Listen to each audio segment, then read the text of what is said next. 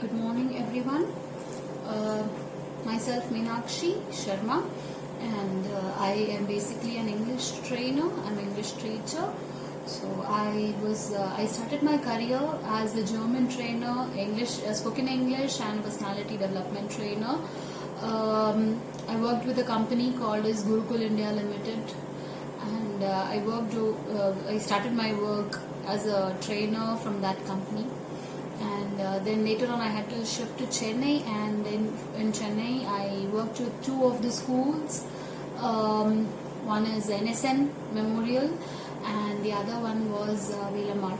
I was handling basically 8th standard, and I am looking out for working with teenagers, adolescent children if given a chance. So I would love to work with 8th, 9th, 10th, 11th, 12th children. That is 8th to 12th children. So that's it about me. I'm basically from Bombay, and right now I have shifted myself to Chennai after my marriage. So today the topic which I am going to work on is direct and indirect speech. So direct and indirect speech basically, direct and indirect speech we find basically it's called as a reported speech. So but obviously we find on the report. So where do we find the report is by default in the newspaper. So there are few rules which should be taken care of when we are changing from the reported speech, that is the direct speech, to the indirect speech. So the first rule is the direct speech will always be in the inverted commas. So when we are speaking, now few people have the habit of doing into inverted commas. No, that is not possible when it comes to the practical life.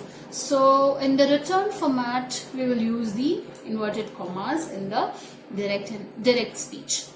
And direct speech, you will normally use it. You will not change the words which is given by the speaker. The words of the speaker will not change. That is, first thing is direct speech. You will not change the speaker's sentence, phrase, words, whatever is it. It has to be the same. So the second rule goes connected to the first one. That is, you will not change the person. That is, direct speech will always be in the first person, and it will always be in the present tense.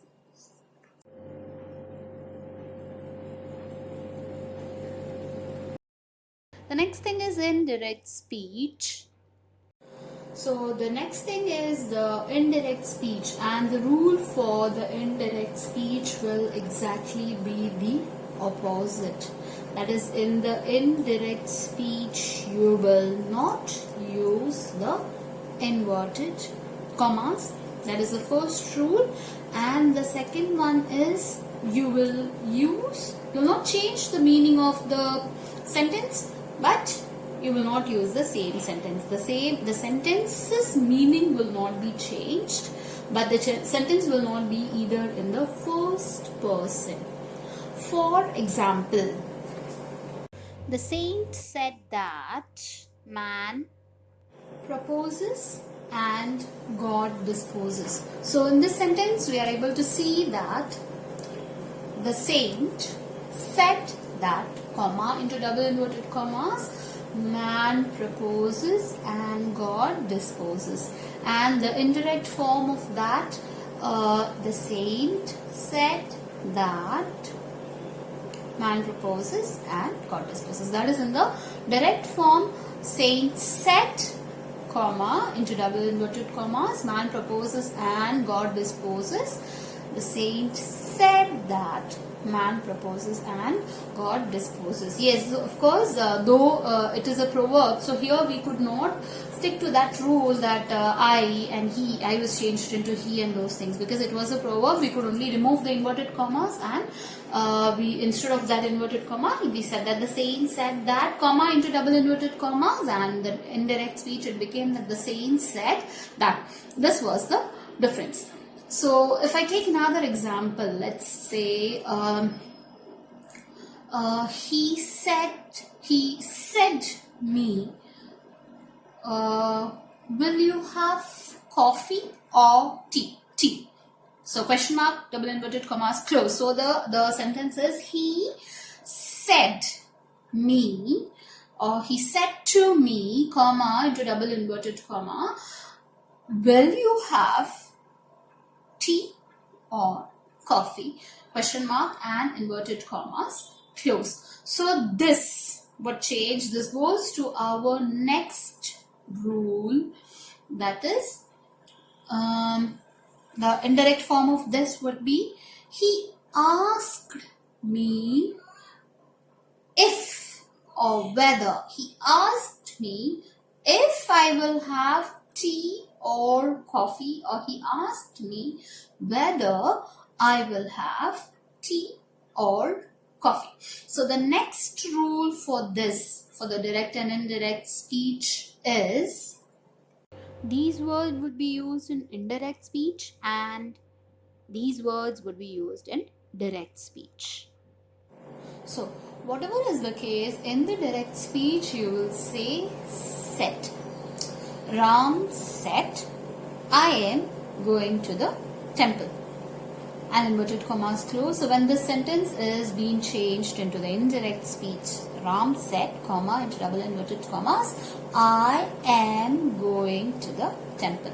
So in the indirect speech, it will be changed as Ram informed, or Ram said that he was.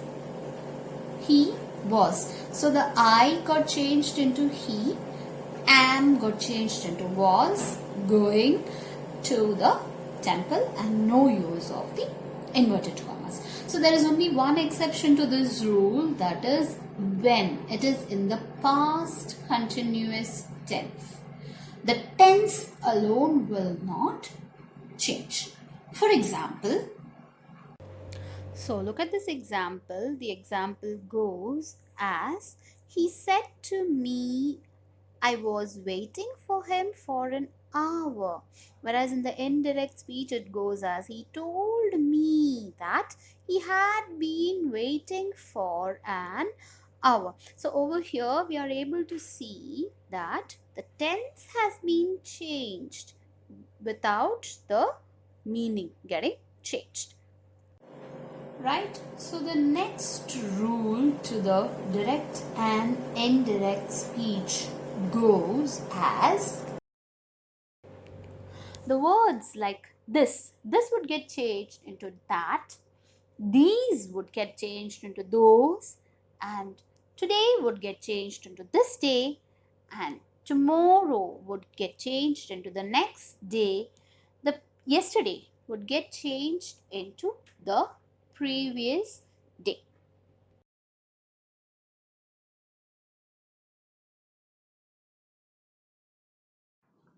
So these were the rules for direct and indirect speech. The next thing which we are going to see now for the day is the prose.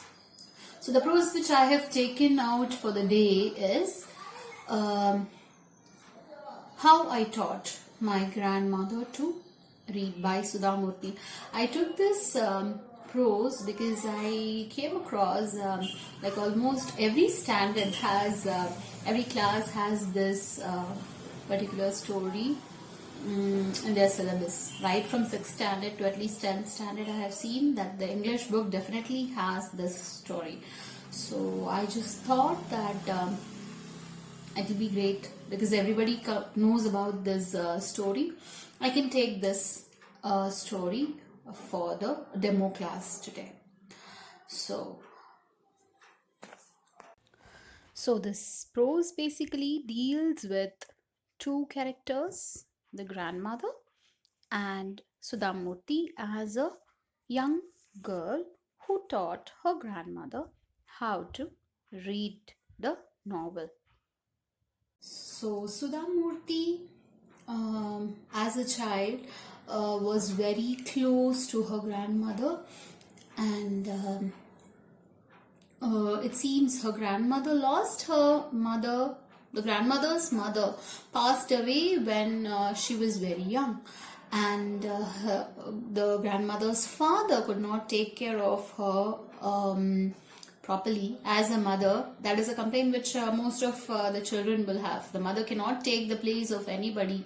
Mother's place could not be taken by anybody on earth. She can take place of anybody, but her place is irreversible.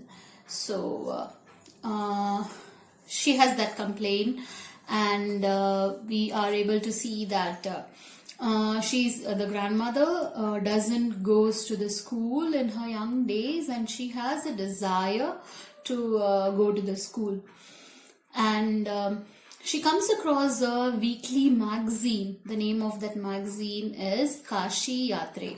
So this shows to us that the writer is a South Indian. She's a Telugu person, Kashi Yatre, and the title of the magazine by itself says that is dealing with the pilgrim travel to Kashi. So over here in the magazine Kashi Yatra, we come across a female who has an ardent desire to go to Kashi, and the grandmother also has a desire to visit Kashi, but as the protagonist, the grandmother is also not able to visit Kashi.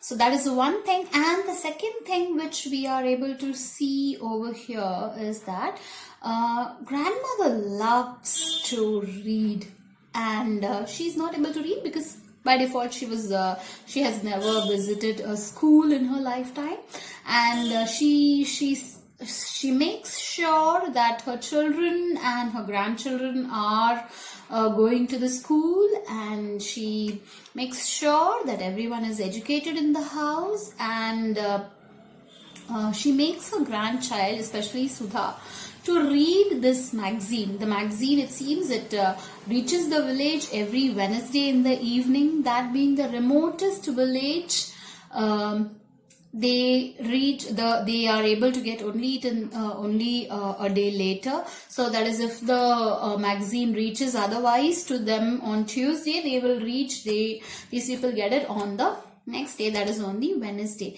So the grandmother makes Sudha read the novel, and it is described that she will not even blink her eyes, and she will concentrate to the story being read by her granddaughter. And in the evening, after she listens to it in the morning, in the evening she will gather all her friends of her group, and she will narrate the whole story to her friends. So by this, she is also educating not only the young generation but also the generation which belongs to her. And one day it just happens that Sudhamurti goes to a family function, that's a marriage of her cousin, and the granny is left for herself. And in the meantime, she also has the weekly magazine reaches her, and to her desperation, she is not able to read the magazine as the child was not there, child Sudha was not there, and she feels it very, very sad. For the first time, she realizes that she needs to read the novel on her own. So this is the turning point, and she decides that she will start learning, and her guru would be her granddaughter, that is Sudha.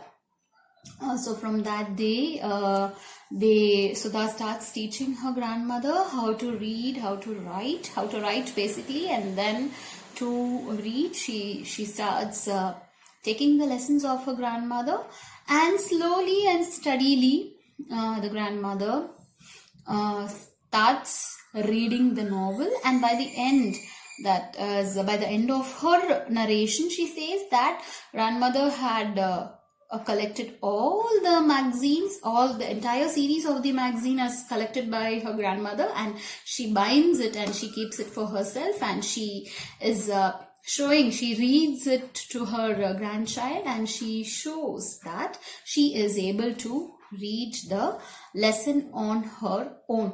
And it is also described that she on the Dasara day, she pays all the tribute that is to be paid to the Guru, to Sudha. Even it includes even touching her feet.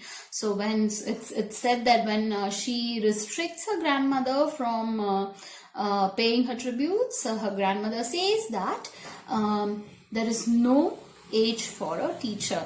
Teaching and learning, there is no age. One more thing which I came across in this lesson is that as I said, the grandmother empathizes herself with the protagonist of the novel, and in the same way, even she is not able to go to Kashi Yatra. So in the end of the lesson, both the grandmother and the protagonist of the novel Kashi Yatra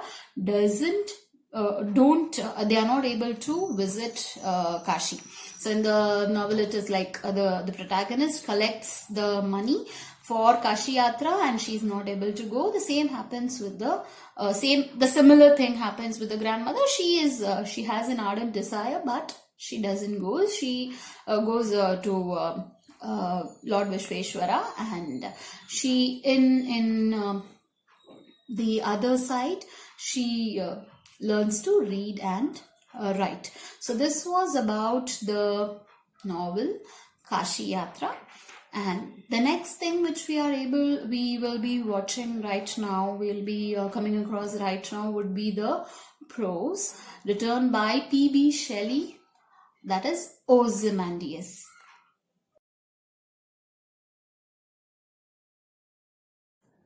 Ozymandias is a poem written by P.B. Shelley, and the poet starts the poetry. I met the traveler in the ancient city. Now, Ozymandias is basically a sonnet. A sonnet ought to be 14 lines poetry, but it's believed that it was only these two people, William Shakespeare and P.B. Shelley, who did not fall into the trap of writing the sonnet in 14 lines. And it is also believed that the sonnet, the poetry, the basic beauty of the poetry lies in its rhyming. We all love poetries when it has a good rhyme. Even when we come across children poetries, they still have rhyme schemes and rhyming words. But these two poets, William Shakespeare and P.B. Shelley, they do not follow this rule. That is, the sonnet will not be a 14 line for them. It will, Shakespeare's poetry, there are sonnets where he has written 12 line sonnets, and he has also written sonnets of 16 line. And they will, normally iambic pentameter is a scheme which is ought to be applied in the poetries, but again, these two poets don't fall into that trap.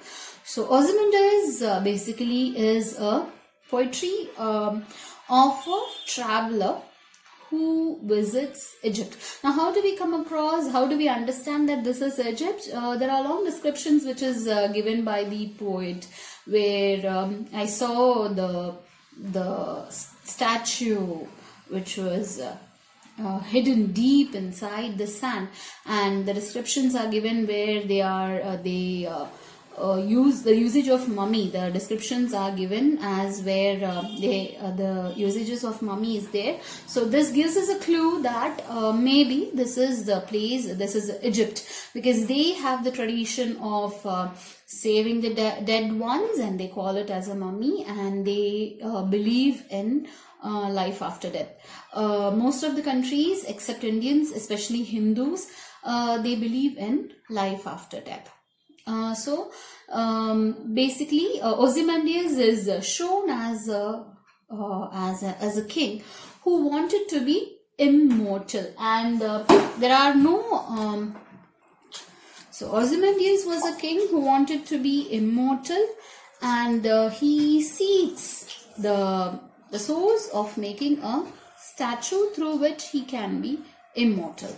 And as days passes by, the sand statue which was made, the statue got destroyed, and only the top part of the statue was still found.